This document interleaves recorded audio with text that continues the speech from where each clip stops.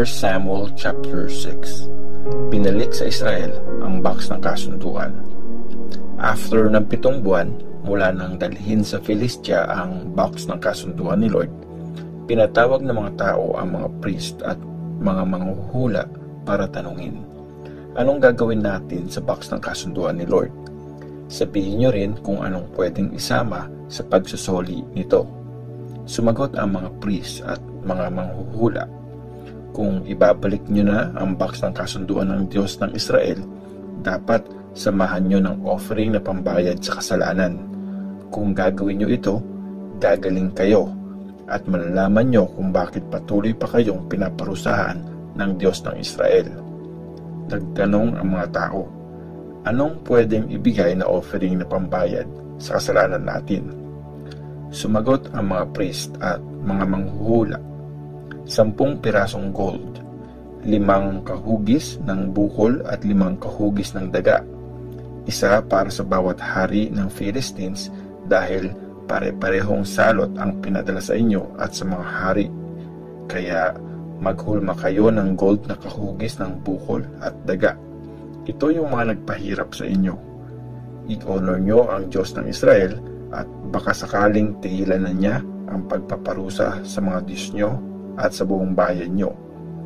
Bakit pa kayo magmamatigas tulad ng hari ng Egypt at ng mga Egyptians? Diba, pinaalis din nila ang bayang Israel pagkatapos silang ipahiya at gawing katawa-tawa ng Diyos?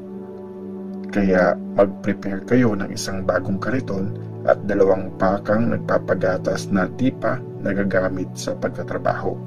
Pero ihiwalay nyo ang mga anak nito at ibalik sa kulungan. Ipahila nyo sa mga baka ang kariton. Isakay nyo sa kariton ang box ng kasunduan ni Lord at itabi nyo rito ang nalagyan ng mga gold na kahugis ng bukol at daga. Tapos, palakarin nyo mag-isa ang mga baka. Tingnan nyo kung saan ito pupunta. Pag dumiretso sa Beth-Shemesh, ibig sabihin nun, si Lord nga ang nagparusa sa atin. Pero kung di naman dun tumuloy, hindi si Lord ang may kagagawan na nangyari sa atin. Baka nagkataon lang. Kumuha nga sila ng 2 gatasang baka. Pinahila sa mga ito ang kariton at nilagay sa kulungan ang mga anak nito. Isinakay nila sa kariton ang box ng kasunduan at ang lalagyanan ng mga gold na kahugis ng bukol at daga.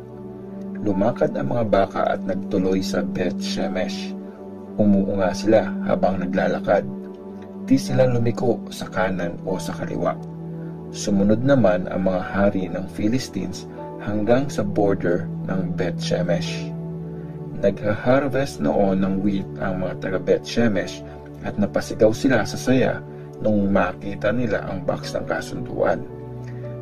Nakarating ang kariton sa bukid ng isang lalaking taga Beth-Shemesh na Joshua ang pangalan.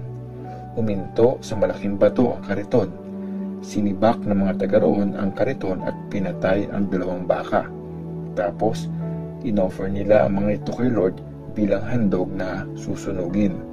Kinuha ng mga Levites ang box ng kasunduan ni Lord at ang lalagyanan ng mga gold na kahugis ng bukol at daga. Tapos, pinatong nila ang mga ito sa malaking bato. Nag-offer ang mga taga Beth-Shemesh ng mga handog na susunugin at ng iba pang handog para kay Lord. Nang makita ng 5 hari ng mga Philistines ang nangyari, umuwi na sila sa Ekron noong araw ding yon. Pinadala ng mga Philistines kay Lord ang mga gold na hugis bukol bilang offering na pambayad sa kasalanan. Isa sa bawat city ng Ashdod, Gaza, Ashkelon, Gath at Ekron. Nagpadala rin sila ng mga gold na hugis daga, isa kada bayan na sakop na lupain ng 5 haring Philistine.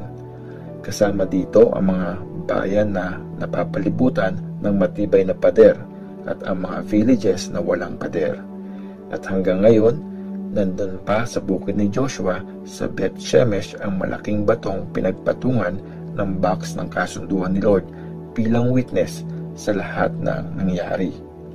May 70 na lalaking taga Beth-Shemesh na tumingin sa loob ng box ng kasunduan ni Lord, kaya pinatay sila ni Lord.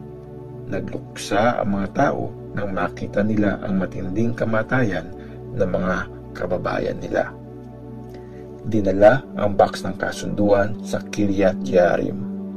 Sinabi ng mga taga Bet Shemesh, sino ang makakaharap kay Lord, ang banal na Diyos? Saan kaya natin pwedeng ipadala ang box ng kasunduan para mapalayo si Lord sa atin? Nagpadala sila ng messengers sa Kiryat Jearim at pinasabi, binalik na ng mga Philistines ang box ng kasunduan ni Lord. Kunin niyo rito at dalhin sa inyo. 1 Samuel chapter 7. Kinuha ng mga taga Kiryat Jearim ang box ng kasunduan ni Lord at dinala sa bahay ni Abinadab na nakatira sa isang hill. Kinalaga nila si Eleazar na anak ni Abinadab para maging in charge sa box ng kasunduan. Ang paglilid ni Samuel sa Israel. Nagstay ng halos 20 years ang box ng kasunduan ni Lord sa Kiryat Jearim, at sa panahong ito, humingi ng tulong kay Lord ang mga Israelites. Sinabi ni Samuel sa mga tao, kung talagang buong puso kayong bumabalik kay Lord, alisin nyo ang lahat ng Diyos ng ibang bansa, pati ang mga ribulto ni Astarte na nasa inyo. I-dedicate nyo ang mga sarili nyo kay Lord at siya lang ang i-worship nyo. Pag ginawa nyo yan, ililigtas niya kayo mula sa kamay ng mga Philistines. Kaya tinapon nga ng mga Israelites ang mga ribulto ni Baal at Astarte. Si Lord na lang ang winorship nila. Tapos, pinatawag ni Samuel ang buong Israel. Sinabi niya, magsama-sama kayong lahat sa Mizpah at ipagpipray ko kayo kay Lord. Kaya nag-gather sila sa Mizpah. Kumuha sila ng tubig at binuhos sa harapan ni Lord bilang offering. Maghapon silang nag-fasting at sinabi nila, nagkasala kami kay Lord. Sa Mizpah naglilingkod si Samuel bilang judge ng bayang Israel. Nang mabalitaan ng mga Philistines na nag-gather sa Mizpah ang mga Israelites, nag-ready ang 5 hari ng mga Philistines para salakayin sila. Natakot ang mga Israelites nang malaman nilang sasalakayin sila ng mga Philistines. Sinabi nila kay Samuel, huwag kang titigil sa pagpipray kay Lord na Diyos natin para iligtas niya tayo mula sa mga Philistines. Kaya kumuha si Samuel ng batang tupa at inoffer ito ng buo kay Lord bilang handog na susunugin. Nakiusap siya kay Lord na tulungan ang Israel at sinagot naman ang prayer niya. Habang ino-offer ni Samuel ang handog na susunugin, papalapit naman ang mga Philistines para salakayin ang Israel. Pero binulabog ni Lord ang mga Philistines gamit ang napakalakas na kulog. Kaya nagpanik sila at nagtakbuhan palayo. Mula sa Mizpah, lumabas ang mga Israelites at hinabol ang mga Philistines hanggang sa Beth-kar at pinatay nila ang bawat mahuling kalaban. Tapos, naglagay si Samuel ng malaking bato sa pagitan ng Mizpah at ng Shen at tinawag itong Ebenezer dahil sabi niya, tinulungan tayo ni Lord hanggang sa huli. Natalo nga ang mga Philistines at di na nila sinubukang salakayin ang teritoryo ng Israel. Sa buong buhay ni Samuel, di pinayagan ni Lord na masakop ng mga Philistines ang Israel. Nabawi ng Israel ang mga cities na nasakop ng mga Philistines sa pagitan ng Ekron at ng Gath, at nagkaroon din ng kapayapaan sa pagitan ng mga Israelites at mga Canaanites. Buong buhay nilid ni Samuel ang Israel bilang judge. Taon-taon, nililibot niya ang Bethel, Gilgal at Mizpah para lutasin ang mga usapin ng mga Israelites. Tapos, umuwi siya sa Ramah dahil dun siya nakatira. Nagsaserve rin siya bilang judge at nagtayo siya dun ng altar para kay Lord. 1 Samuel chapter 8. Humingi ng hari ang Israel.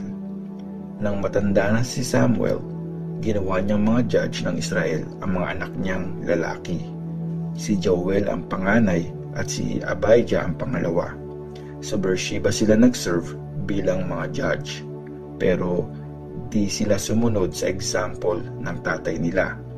Pera lang ang mahalaga sa kanila, kaya tumatanggap sila ng mga suhol at di nila pinapairal ang katarungan. Kaya nag-meeting ang lahat ng mga leaders ng Israel at pumunta kay Samuel sa Rama. Sinabi nila, "Matanda ka na po at di naman sumunod sa yapak mo ang mga anak mo. Kaya pumili ka ng hari na maglilid sa amin gaya ng sa ibang bansa." Pero di nagustuhan ni Samuel ang request ng mga tao sa kanya, kaya nag-pray siya kay Lord. Sinabi ni Lord sa kanya, "Gawin mo ang lahat ng gusto nila. Di ikaw ang nireject nila, kundi ako bilang kanilang hari. Simula pa lang nung nilabas ko sila sa Egypt, ganyan na ang ginagawa nila sa akin. Tinatalikuran nila ako at nagsaserve sila sa ibang mga Diyos. Ngayon, sa'yo naman nila ginagawa ito. Sundin mo sila, pero warningan mo silang maigi at i-explain mo sa kanila kung paano sila itatrato ng mga magiging hari nila." Kaya sinabi ni Samuel sa mga taong humihingi sa kanya ng hari yung lahat ng sinabi ni Lord. Sinabi niya, "Ganito kayo itatrato ng haring mamumuno sa inyo. Kukunin niya ang mga anak niyong lalaki para maging sundalo. May mga sasakay sa karwaheng panggera. Sasakay naman sa kabayo ang iba, at tatakbo naman ang iba sa unahan ng mga karwahe.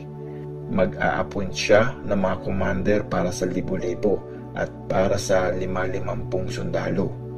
Pagtatrabahuhin naman niya ang iba sa bukid niya para mag-harvest ng mga ani at sa paggawaan ng mga sandata at mga karwahe. Gagawin niyang tagagawa ng pabango, mga cook at mga baker ang mga anak niyong babae. Kukunin niya ang pinakamaganda niyong bukid, mga ubasan at mga taniman ng olives, at ipamimigay niya ito sa mga officials niya. Kukunin niya rin ang 10% ng ani niyo sa bukid at ubasan para ibigay sa mga leaders at mga officials sa palasyo. Kukunin niya pati ang mga servants niyong babae at lalaki, ang pinakamaganda niyong baka, kabayo at donkey para magtrabaho sa kanya. Kukunin niya rin ang 10% ng inyong mga tupa. Gagawin niya kayong mga alipin niya. Pagdating ng araw na yon, irereklamo niyo ng todo kay Lord ang haring kayo mismo ang pumili, pero di kayo papansinin ni Lord. Kaso, di pinakinggan ng mga tao ang warning ni Samuel. Sinabi nila, "Basta gusto namin magkaroon ng hari para maging katulad kami ng ibang bansa. Gusto namin magkaroon ng hari na mamumuno at mangunguna sa pagsalakay sa mga kalaban." After marinig ni Samuel ang lahat ng sinabi ng mga tao, sinabi niya kay Lord ang mga ito. Sumagot si Lord, "Gawin mo ang gusto nila. Bigyan mo sila ng hari." Tapos, pinauwi na ni Samuel ang mga Israelites sa kanilang bayan.